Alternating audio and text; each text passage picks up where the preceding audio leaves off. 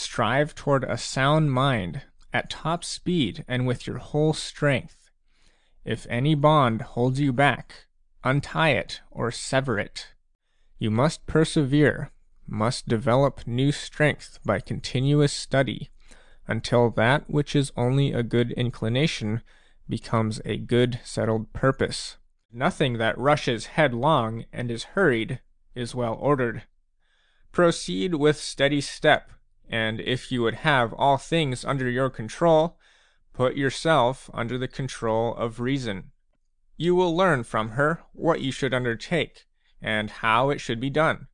You will not blunder into things. Each day acquire something that will fortify you against poverty, against death, indeed, against other misfortunes as well. And after you have run over many thoughts, select one to be thoroughly digested that day. Time is something of which we ought to keep strict account.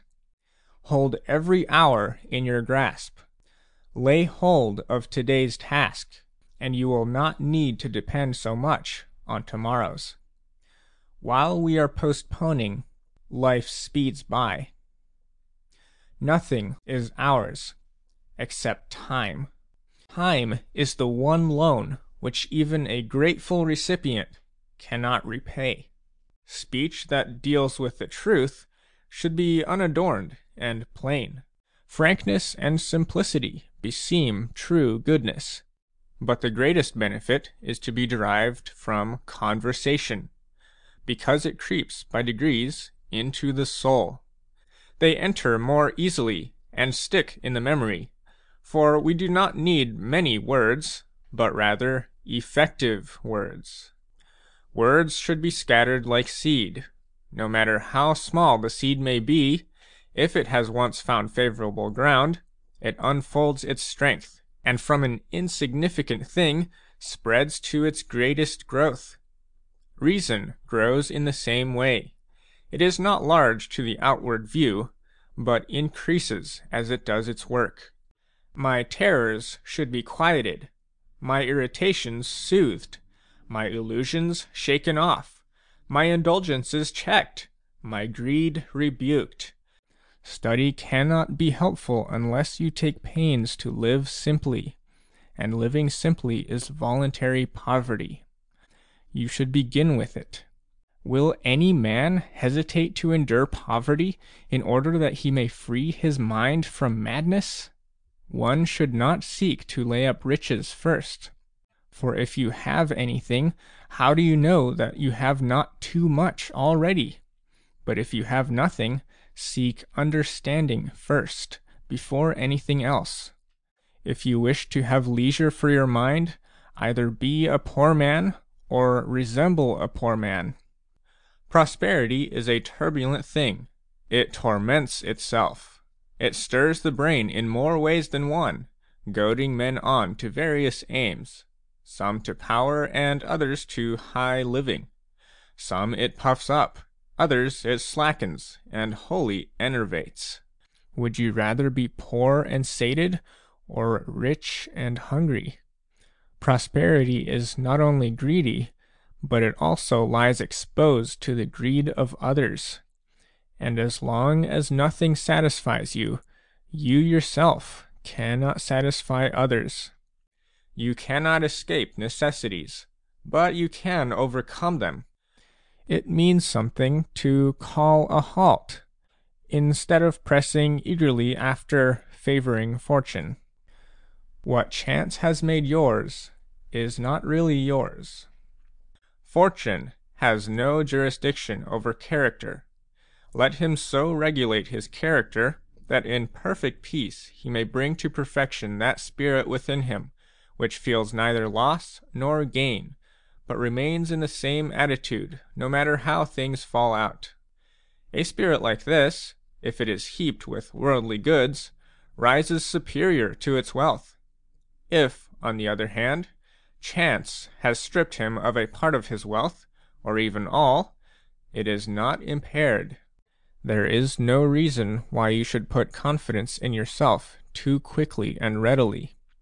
Examine yourself, Scrutinize and observe yourself in diverse ways.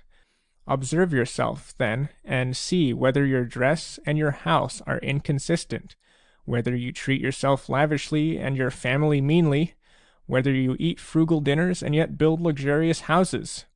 You should lay hold, once for all, upon a single norm to live by, and should regulate your whole life according to this norm. You can show me no man who knows how he began to crave that which he craves. He has not been led to that pass by forethought. He has been driven to it by impulse. Men do not know what they wish, except at the actual moment of wishing. No man ever decided once and for all to desire or to refuse. Judgment varies from day to day, and changes to the opposite, making many a man pass his life in a kind of game. Fix a limit which you will not even desire to pass, should you have the power. We should decide what we wish, and abide by the decision. Let us therefore so set our minds in order that we may desire whatever is demanded of us by circumstances. Endeavor to be consistent with yourself, and when you would find out whether you have accomplished anything, consider whether you desire the same things today that you desired yesterday.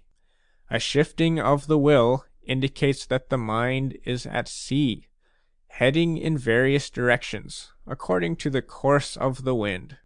But that which is settled and solid does not wander from its place. When you are traveling on a road, there must be an end.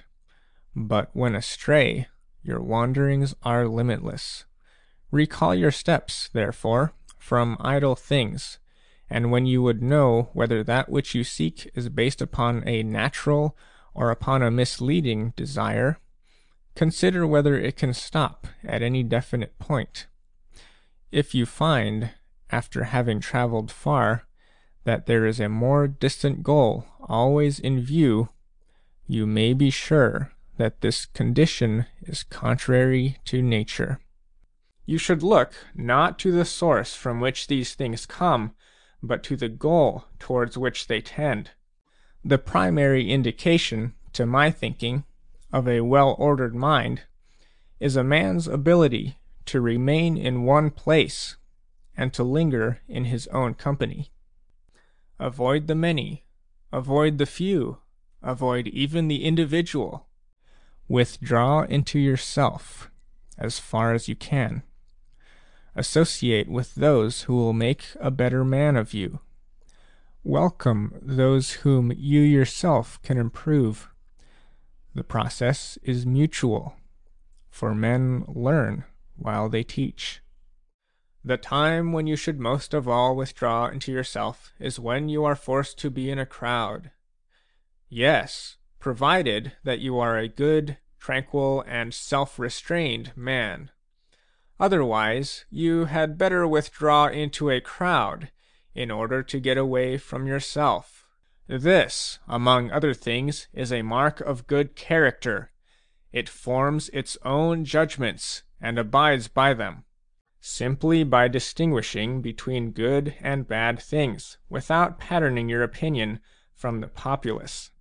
You should not copy the bad simply because they are many, nor should you hate the many because they are unlike you. The real good may be coveted with safety.